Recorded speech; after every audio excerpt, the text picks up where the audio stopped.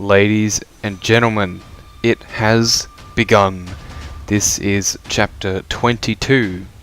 This is the chapter where we finally fight the main antagonist of this entire game, King Zephiel of Bern. The war drums are beating, our units are moving. Are you ready? I hope you are, because we've already started. This map is absolutely gigantic. The raw footage of this map was roughly 1 hour and 45 minutes, which is easily the longest amount of time I've spent on any single attempt of any single chapter in this entire game. So Zephiel is definitely making us work for it, as he should, being the final villain of the game.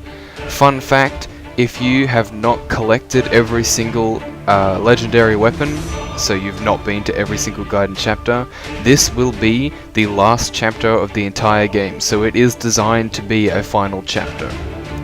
And as such, it's incredibly difficult. One of the main features of its difficulty is that at the very start it splits your parties in two, and it's not an easy task to get them back together again. The path is blocked by many strong enemies. All the enemies on this map are promoted, and most of them are sporting silver weapons and scarier. Many of them have brave weapons, some of them have killer weapons, and even others still have light brands. Most of the enemies on this map are incredibly difficult to take down in one round. Only a few of our units can manage it, Rutger being one of them, and anyone who gets a crit, of course, can also do it. Lance as well is exceptionally good at taking down enemies on this map, and we rely on him a lot.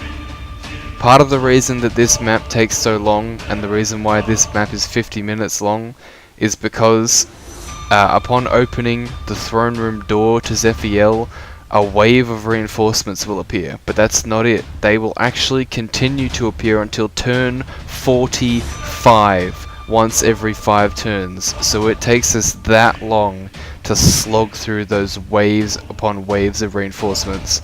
Zephiel himself is no slouch. There was actually a point towards the end of this chapter where I was thinking that I wouldn't even have enough weapons left to kill him in time, because he kept getting healed by physic priests up the top right and left of the map.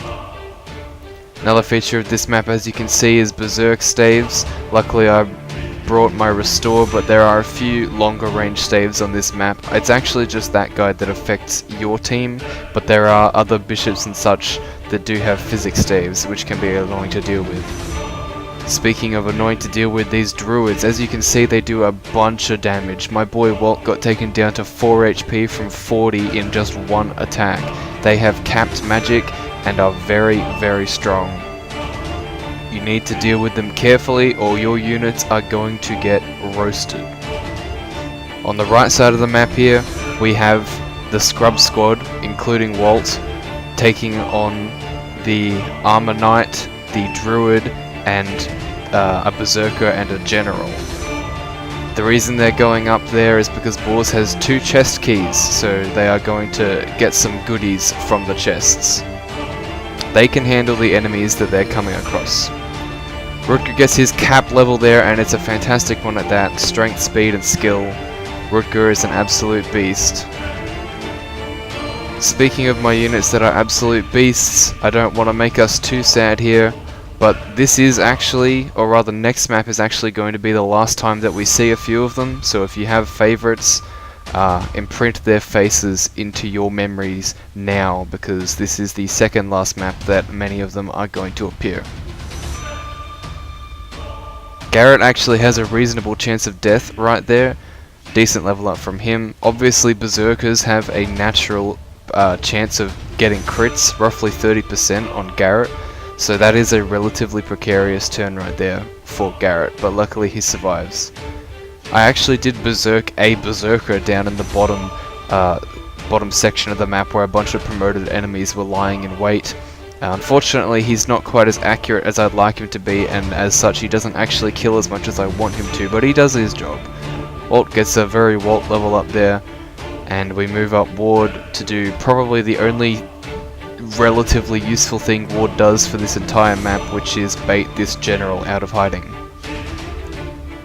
My best way of dealing with these druids as of right now is actually just to crit them in one turn. Rutger is fantastic at this. Sue is capable of doing it, but Sue seems to not like to crit against druids. I don't really know why. And he will take down this hero with Milady. She'll get a level up as well. Skill, very skill based. So as for the actual map itself, it's multifaceted. So the reason why your parties are split in two is because there's actually two switches that you are required to activate before the throne room will open. As you can see, that giant throne room in the middle of the map is closed off. We can't even see what's in it right now.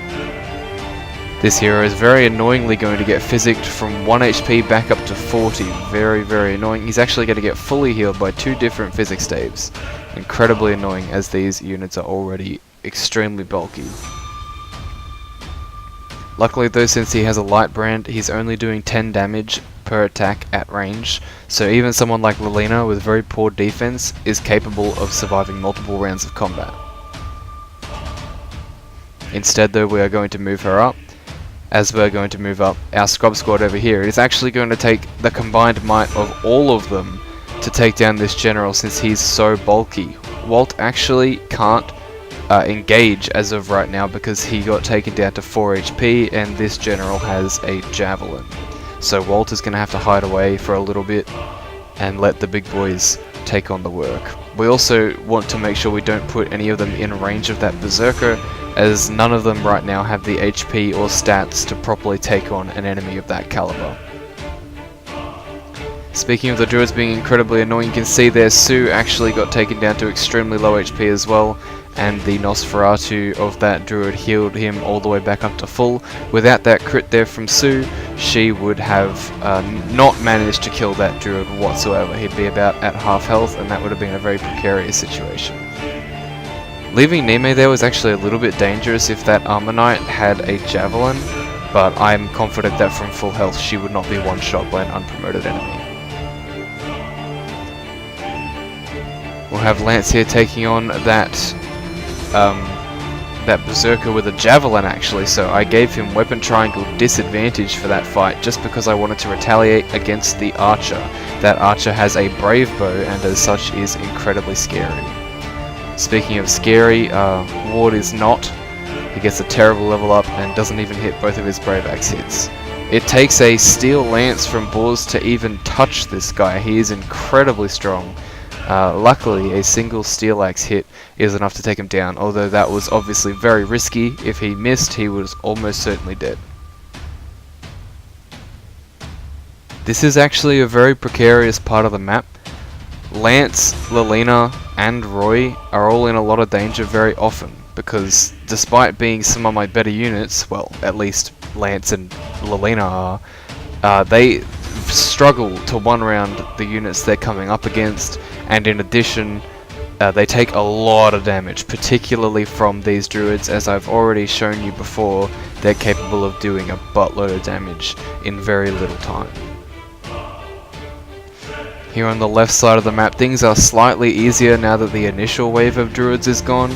We also have more strong units on this side of the map, as I dedicated most of the scrub squad to the right half of the map, so that they could take on the less imposing enemies.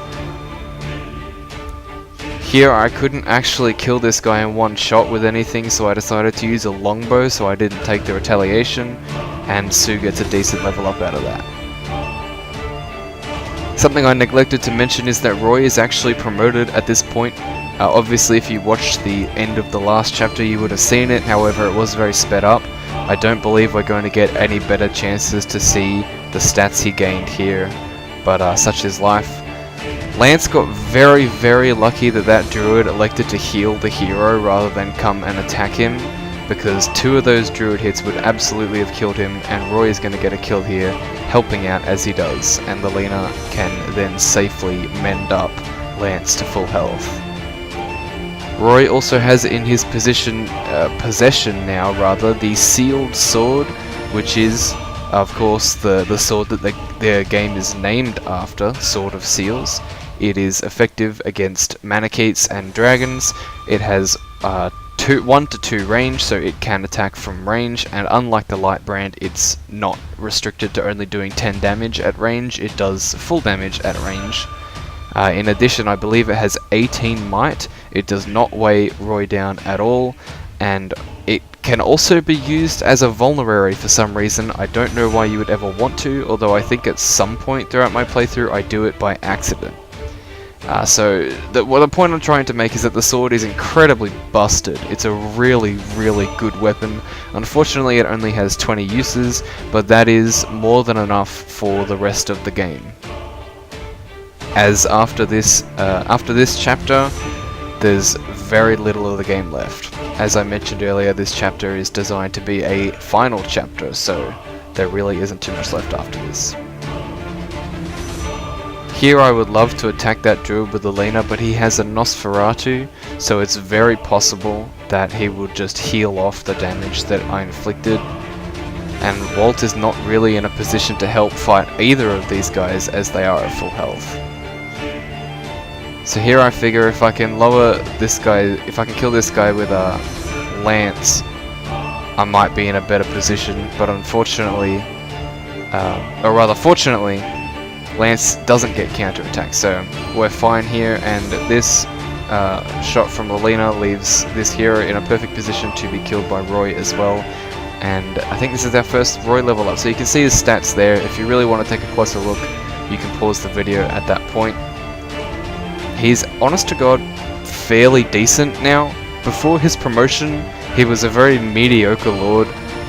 Being locked to 5 movement is terrible, especially when you have no 2 ranged weapons.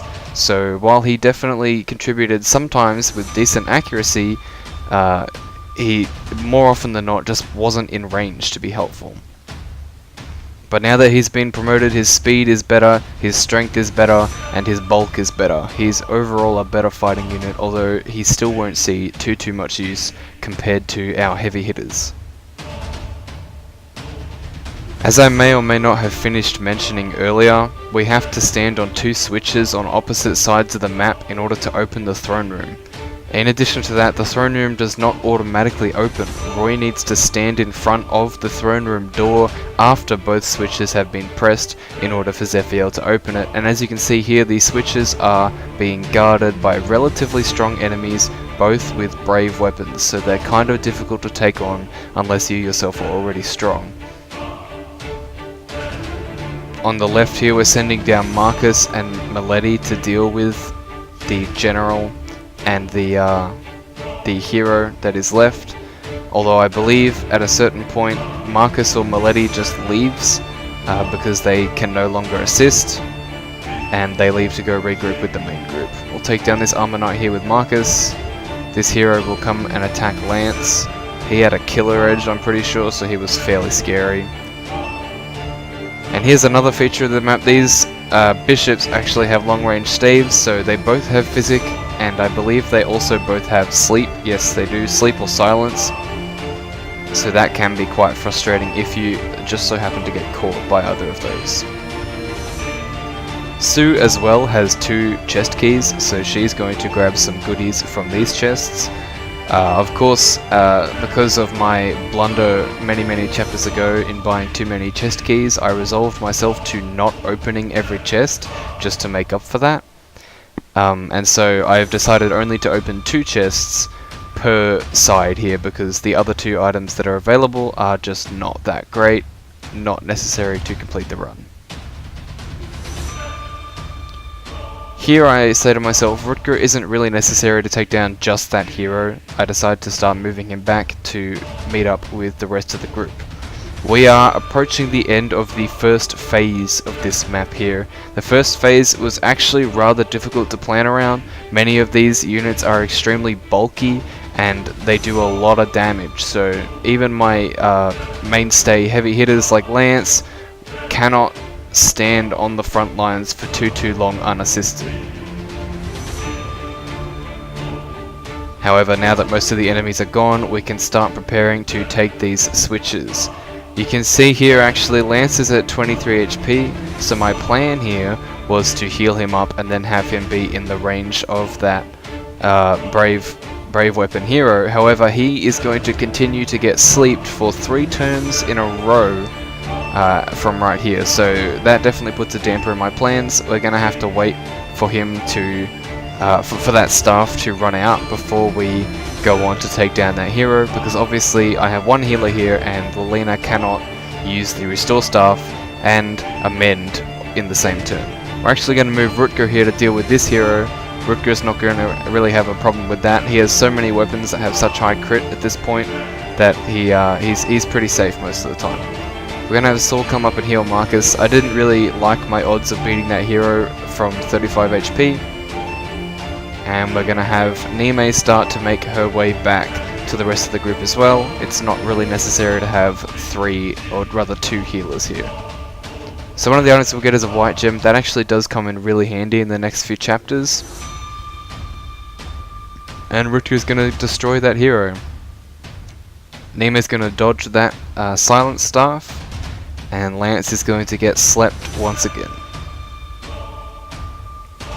I actually only have 2 restore staff uses left on Lilina, so it's lucky that it ran out when it did. And Lilina actually gets a completely blank level up there in case you missed it.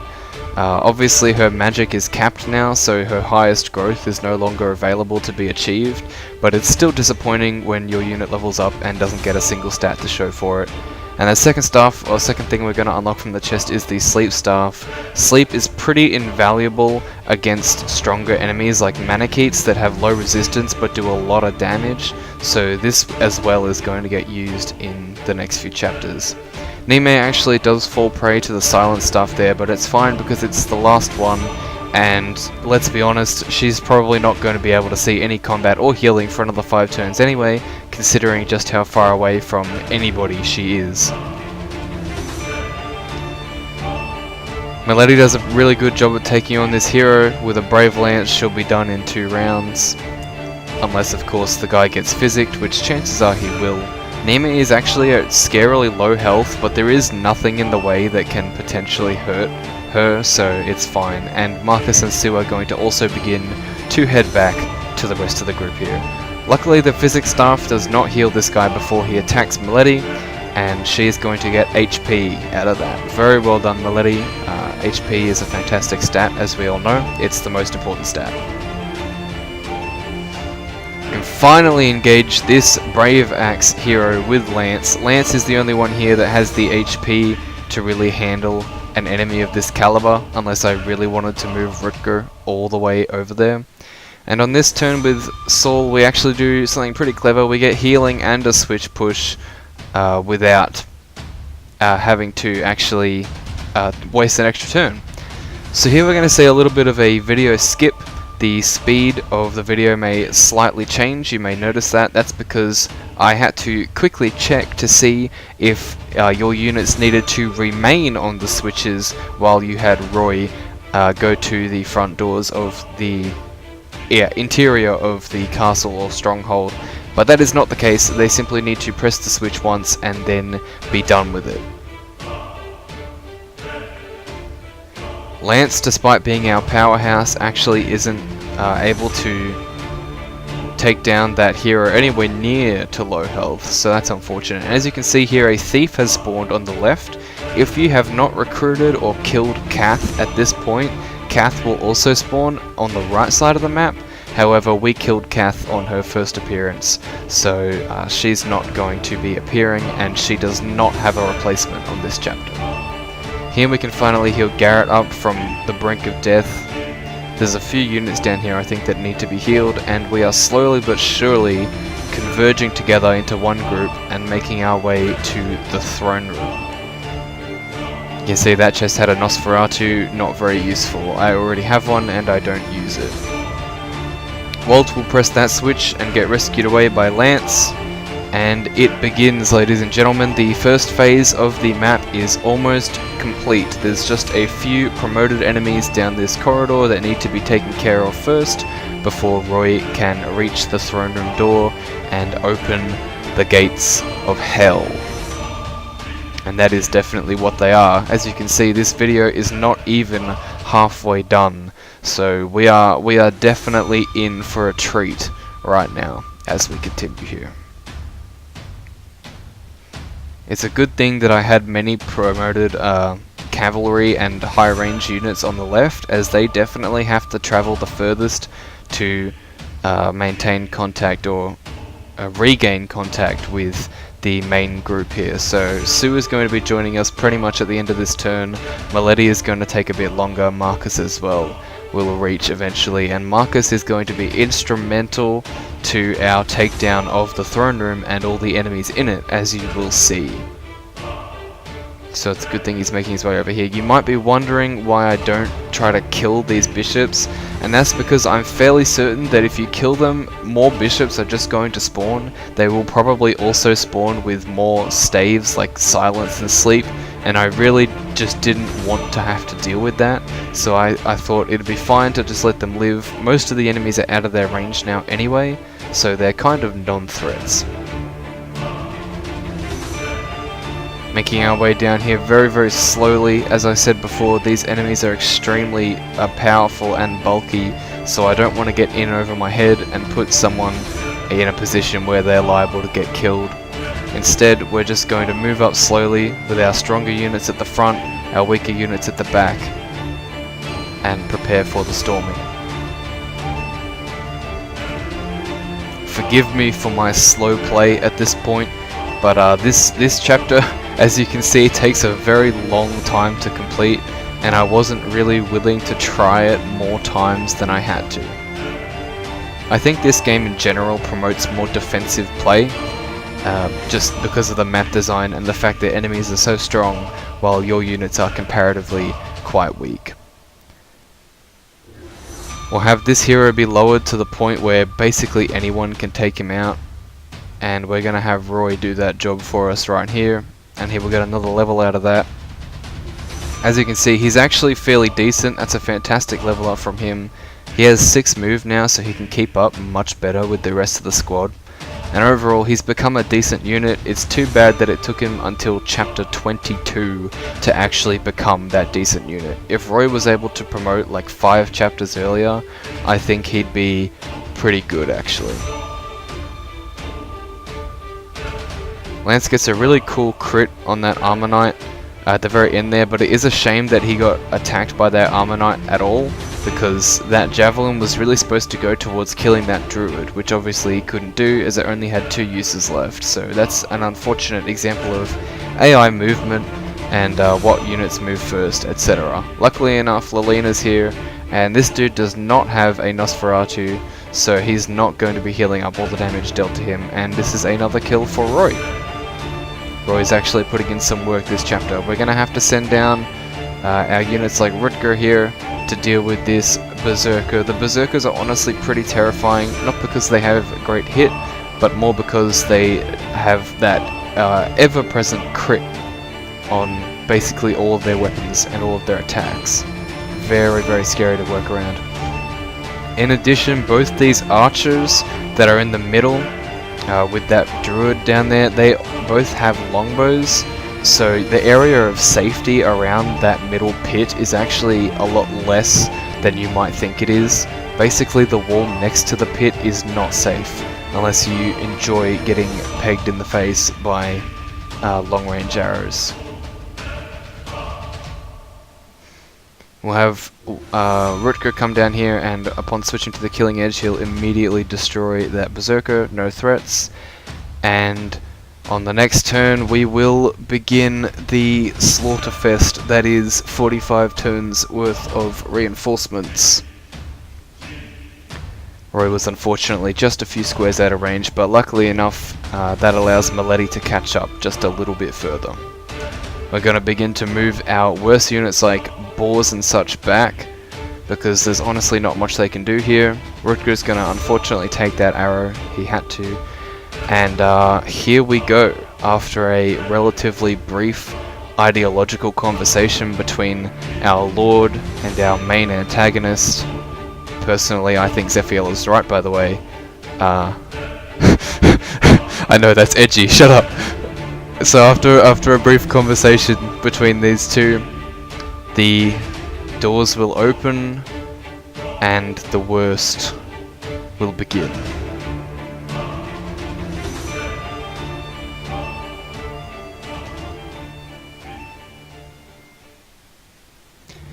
So here we are, boys. This is the end game. As you can see on the bottom right and the bottom left of the screen, two groups of relatively powerful reinforcements have spawned. In addition to that, we can see now the interior of Zephiel's throne room is crawling with powerful enemies, including druids, manichetes, and heroes, as well as promoted snipers. This is a ridiculously difficult challenge to overcome, and obviously you have relatively little time to do it, considering that you are going to be approached by this group of promoted units on both sides. In particular, the ones on the right hand side are the biggest threat, as they will reach us the quickest, and they will come and gank us from what is behind our stronger units. As we've seen in other maps before, any scenario in which I'm forced to tank the front lines with my best units and have my weaker units in the back get attacked by another group never ends well, and that is the case for this map as well. These promoted units would pretty much destroy any of my weaker units that are left at the back, and in addition, the group on the left will eventually make its way to us from the bottom.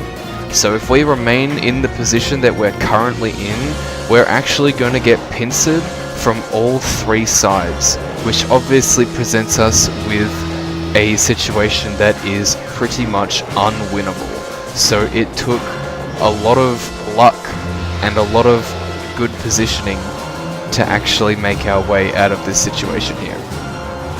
We're going to be forced to resort to a tactic that we've seen be tried and tested throughout the entirety of this playthrough, and that is Marcus and Lance plugging a gap.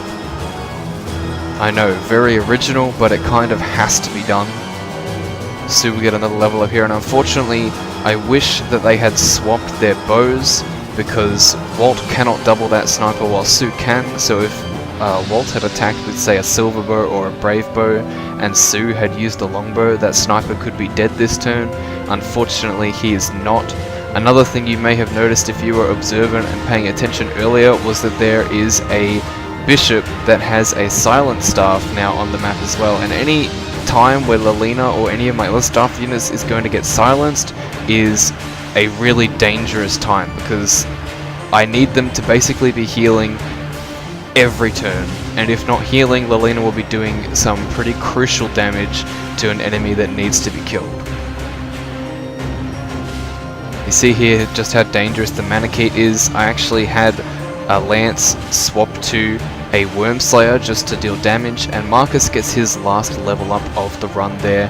He is finally capped. The man who has been promoted since chapter 21, or since chapter 1 rather, is now at level 20 in chapter 22, and it was a pretty good last level up as well. Unfortunately, I did not bring any legendary weapons to this chapter, so Lilina, even with her gigantic magic stat, is unable to one-round KO one of those Manichetes. We're going to actually have Niime berserk one of them in the hopes that he'll be able to do some damage. In hindsight, I probably should have saved that berserk staff for one of the heroes, as the heroes have much better accuracy and they would probably double all of the other enemies here. While the Manichetes do a lot of damage, they actually don't double.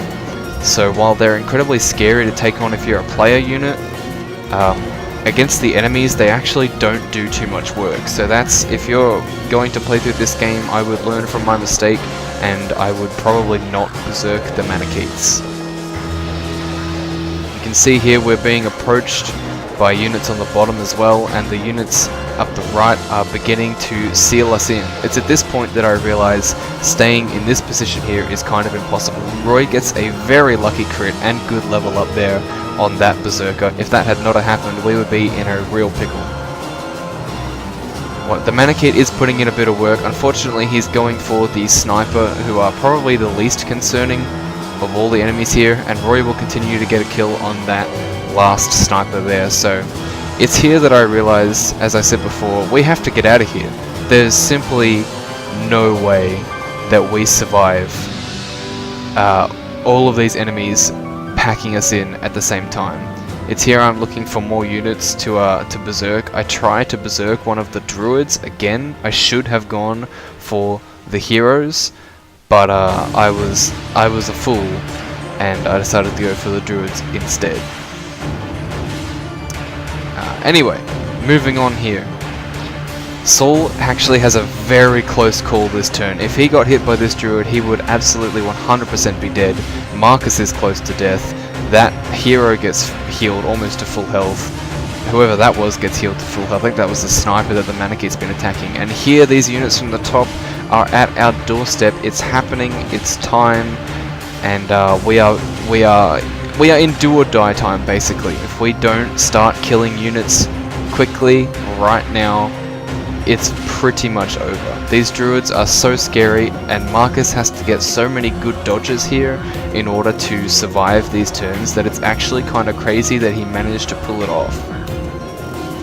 Speaking of things that are crazy, obviously this situation right here with the units at the top is pretty crazy. There's only 4 of them, granted, but they're incredibly strong. You see there, Rutger unfortunately did not get any crits, and as such he was not able to take out that hero. As well, Marcus simply had to dodge that last attack there, or he was 100% dead meat. That turn left him on 3 HP, so it makes you wonder, without all those Draco shields and speed wings that I fed him, he would probably be dead at this point right now. Lance gets a very lucky crit on whoever that poor unfortunate enemy was, and you can see here that we have been completely and utterly surrounded. I really have to start cutting swaths through these enemies here. We're going to have Rutger and Milady take care of the more important enemies, and the heroes are going to have to wait an extra turn, except that one, because Sue is going to get a really great crit. But we are going to be able to start pushing them back. We get another crit with Wolt there, but Wolt does not double, and I don't think even a double crit would have killed that guy. It might have, but certainly not just one. And here we finally get to start moving our units back. Marcus and Lance still have to hold the front lines for a little bit longer,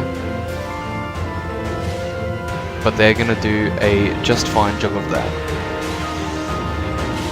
And the Manakite that we berserked is still putting in work. Through the walls, we're going to get attacked continuously by druids and such, but luckily with the longbow, Wolt can finish off that guy and actually gets a pretty decent level up while he's at it.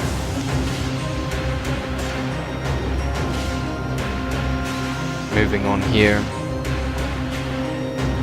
finally getting our units into a position where they're not immediately going to die, although I did miscalculate a bit here and I didn't quite move back as far as I wanted to, so Lilina was technically exposed, but because the heroes moved first, she didn't end up being in too much danger here.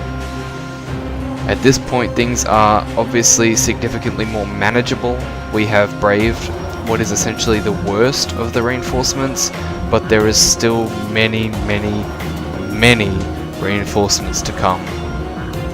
As I mentioned before, reinforcements will continue to spawn every 5 turns until turn 45. That is a lot of reinforcements that we have to get through, and not many units that are actually good at doing it. The only units here that we have that are capable of defending themselves against this many enemies at once are Lance and Marcus, as always. And even Lance here as well, this turn was really scary because he had left many enemies weakened already, so he was able to take down more than he probably should have been allowed to, and as such he was exposed more than he should have been. Luckily he gets a few dodges, he will live, and Sue will almost get completely taken out by that druid, but in combination with Wolt they'll be fine, and with our weaker units we're able to start moving back. So for the rest of this chapter, our units like Garret, Ward, etc. are going to do essentially nothing, because they simply can't. There's just nothing they can do. The enemy density is far too high, the enemies that are here are way too strong, and you know, honestly this chapter is quite frankly just a bit ridiculous. They really could have toned it down. I don't know how they expect you to play through this chapter normally, because, you know, Zephiel himself is no pushover. Murdoch went down in a few turns, but as I mentioned at the very start of this video, Zephiel actually left me wondering whether or not I'd have enough weapons left to actually kill him. He's that bulky and difficult to hit, difficult to kill. Fitting for the almost final boss of the game, the pseudo-final boss of the game. We're going to have Niime attempt to chip in there and actually help out with some damage. And then we'll have her rescued out. Obviously a unit like Niime is going to get one-shot by most of the enemies here, so she can never ever be left in range. Unlike someone like Saul, who while he is frail, can retaliate, won't get doubled, and shouldn't die in one turn. Lance gets a very lovely crit there. Lilina will luckily dodge that sniper and get another kill. And Marcus easily could have died there. If he was hit by that druid alone, that might have done it. But certainly the druid and the sniper combined, if they hit him, would have killed him. Luckily for us, we managed to avoid that by the skin of our teeth. So Marcus is holding on. And with many of our units, we're going to move back. We're going to move the choke point back to where Lance is right here. It's a very convenient two-tile wide choke point that we can actually shoot over with our other units. So this is a much better vantage point to have than being in the middle of that corridor where all the enemies are currently standing. So I hope you like this position, because this is likely where we're going to be for a very, very long time. That druid as well, just being terrifying. Saul almost gets killed, Marcus almost gets killed. The only one right now who's in any sort of relative safety is Lance, and that's because Lance is a god. You can see we're just struggling to do the damage required to kill these units. Sue doubles but she doesn't kill, and Wolt would kill but he doesn't double. It's just the worst situation of both worlds. But luckily here that sniper did put himself in a position where he is available to be destroyed by Marcus without getting counterattacked. And unfortunately Saul is going to have to be healed or moved away this turn. He's simply too damaged. I really wanted to see here how much damage I could do with Wolt, but unfortunately he too lacks the strength just a bit to deal with that druid, so instead he'll take down the bishop. And we're starting to make some headway here, as you can see. Sue is actually the MVP here. Actually no, Wolt. Wolt's going to come around and kill that druid, get another level up. Strength and skill, very nice. And that druid gets killed by Marcus, leaving him very low but alive. And you can see here, finally, the numbers of the reinforcements have begun to thin just a little bit. However, there is many more to come. Obviously, we can still see units down here that have yet to reach us, and there are actually two moments throughout this defensive procedure that I am under the impression that there will be no more reinforcements, and I start moving forward, and then what do you know, more reinforcements. So that was a quick turn check right there. For some reason, during the chapter until turn 40, I was under the impression that the reinforcements lasted until turn 40. So you can imagine my shock when they continued after that, and I immediately had to rush back. But you can see here, these numbers are much more manageable. Having only 1 to 2 enemies come at us at a time is significantly easier to deal with. Much more easy to manage, and I'm pretty much set up here to wait out the rest of the reinforcements. So the major danger has ended here, but all these enemies are still incredibly strong, incredibly difficult to take down. It takes a combined might often of more than one of my units to take these guys down. It will usually take 2, maybe even 3 units to take down any of these promoted enemies, so very, very precarious. We're going to have this sniper aim at one of our own bow units through the wall, and we'll be able to take him down with Lilina, who luckily does not get hit on the counter-attack, though it would not have killed her anyway, of course, not from full health. We'll have Rutger on his own deal with this berserker, as he can pretty safely one round with a crit, which he's almost guaranteed to get at least once out of the 2 times he attacks. This part here is actually kind of annoying. Luckily Rutger crits twice. I believe he only had to crit once in order to kill that hero, but they're seriously bulky, seriously. Pretty ridiculous. We'll move Roy in next to Lilina right here so that she gets the hit and crit bonus, which she uses to take down that sniper in one hit. Rutger is going to get another kill here, and we're actually going to have to do some trading around of swords because I'm running out of weapons to effectively use against these guys. And here you can see I'm beginning to move my units up until we get more reinforcements just right then, raining on my parade. So obviously at the beginning of the next turn we're going to start to move back. At this point I was under the impression that the reinforcements had stopped, but obviously, evidently, they had not at this point. Moving back here we have the very classic plug the choke point with 2 good units. Here we're actually having Rutger instead of Marcus because obviously Rutger is better with swords and can kill that berserker. But for the bulkier and more challenging enemies, we're going to have Marcus plug the hole like he's doing right here. Actually, he's going to just get Rutger out of the way there. We are very slowly but very surely running out of enemies here. The end of the map is nigh, and most of the challenge of this map is gone at this point. Lilina is very low after that engagement, but the name of the game is pretty much the same for the next few turns.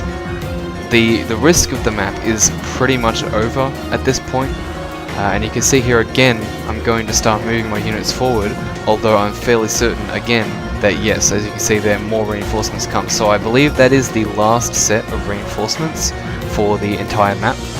So after these guys are all dealt with, then we can finally begin to charge on the boss. What a chapter, what a chapter. It's not even over yet, but holy crap. This chapter is easily one of the more intense chapters that I've played through in the entire game. Not necessarily one of the most difficult, mind you, but definitely one of the most intense. Every turn, particularly towards the middle end of the map, there were opportunities for people to die all over the place. This was not my first attempt at the chapter, but this was my first attempt that actually reached Zephiel's room, so I'm incredibly surprised that I didn't end up having to restart over any of those reinforcements. It's actually pretty crazy how lucky I got. Marcus in particular dodged a lot of really crucial attacks that would have killed him otherwise, and I'm sure there were other units as well that got some pretty crucial and timely dodges that would have ended in their demise otherwise. But you can see here we are very, very almost done. The taste of victory is palpable at this point. There's just one very big, intimidating armored man between us and victory over at least the first part of this game. One last Silverbow wielder. And here he comes, coming to Lilina, because Lilina is very good at dealing with low-res enemies, and there he goes. Lilina will cap there. Not a very good level up, but it goes to show just how good she is. I believe Lilina is one of those units who joins you at level 1. I don't think I waited until level 20 to promote her, but either way, the fact that she is capped now is a testament to how much we used her and how good she's been so far. You can see even now I'm being cautious with not moving right next to the walls in case more reinforcements come, but luckily for us that does not happen. So I'm not moving all my units up because there's no point. Most of them can do nothing to Zephiel. I'm instead only moving up the units who I deem will be ever so slightly useful. Here we can see Lilina doesn't even do that much damage to Zephiel, even with her fire tome and her huge magic stat. But we have to try. She doesn't die in one hit, so we'll leave her next to Roy and we'll have that be that. We'll move up the rest of our units in preparation for the fight to come. Brought some healers along as well. I considered rescuing them back here, but they'll move up quickly enough that I thought it wasn't warranted. And on this enemy phase, here we go.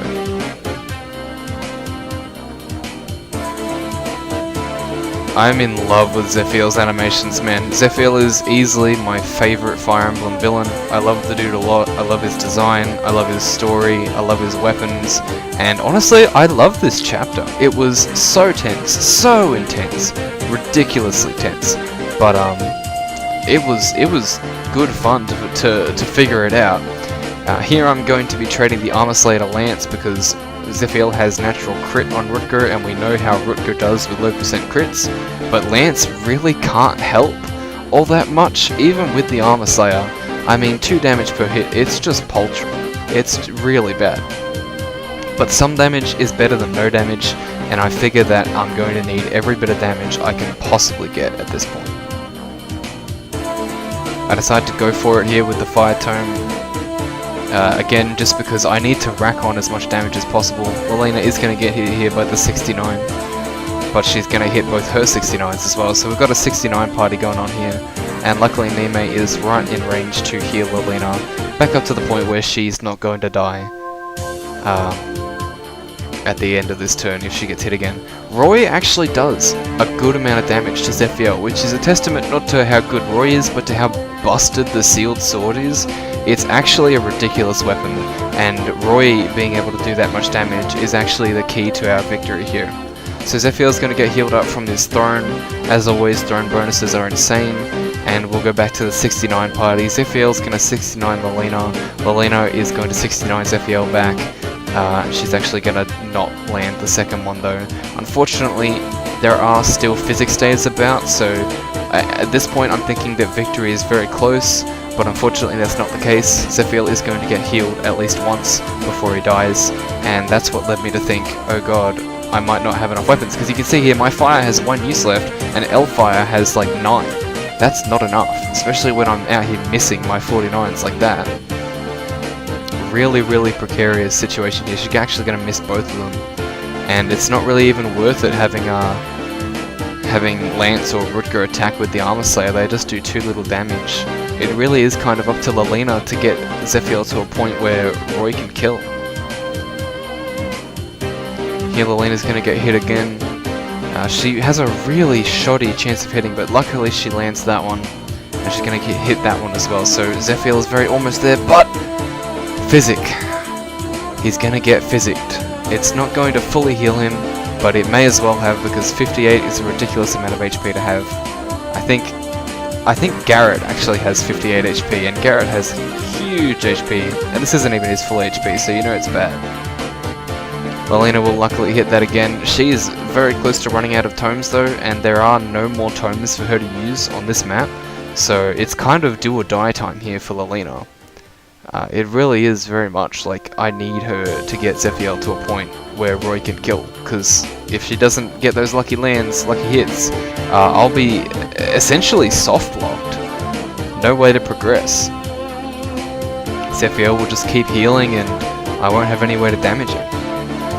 I'm actually going to rescue Lilina out the way and let Roy do some work, although I am going to put her down in Roy's range to give them those support bonuses. I don't actually remember exactly what they do, but you know, we'll try. Rutger actually can do damage with the light brand as well, which I neglected to mention. Both of them can do damage with it. Obviously it does 10 damage regardless of any stats, so that is actually incredibly useful against Zephiel considering how bulky he is. And we're going to finally have the fated duel between him and Roy here. Roy actually lives 2 hits from Zephiel without dying, which is very impressive. And Zephiel is left here at a point where next round he may or may not be able to be killed, although he is going to get physicked. Back up to 46. But that's still close enough. Victory is still within our reach. We're going to heal Roy back up. He doesn't need it per se, but I think it helps. We're going to have Lilina try to chip in with the L-Fire. We're really trying to end things now. I can taste the victory of this map. Lilina's going to get a lucky dodge, and she's actually going to land her last hit, so victory is possible right now. It's not quite here yet though, but with the light brand, although its hit is bad, it may be able to help just enough. We're going to land one of those 64s, Lance is going to take an Exorcus to the face, and he actually hits both those 64s. So now, victory is possible. Roy hits his first hit, Zephiel has a 69 on Roy, he's going to hit his hit as well, comes down to this, and it's over. Zephiel is dead. This behemoth of a map is complete, and we're moving on to the very last few maps in the entire game to take on Idun, the Dark Priestess. Thank you for watching, and I'll see you next time.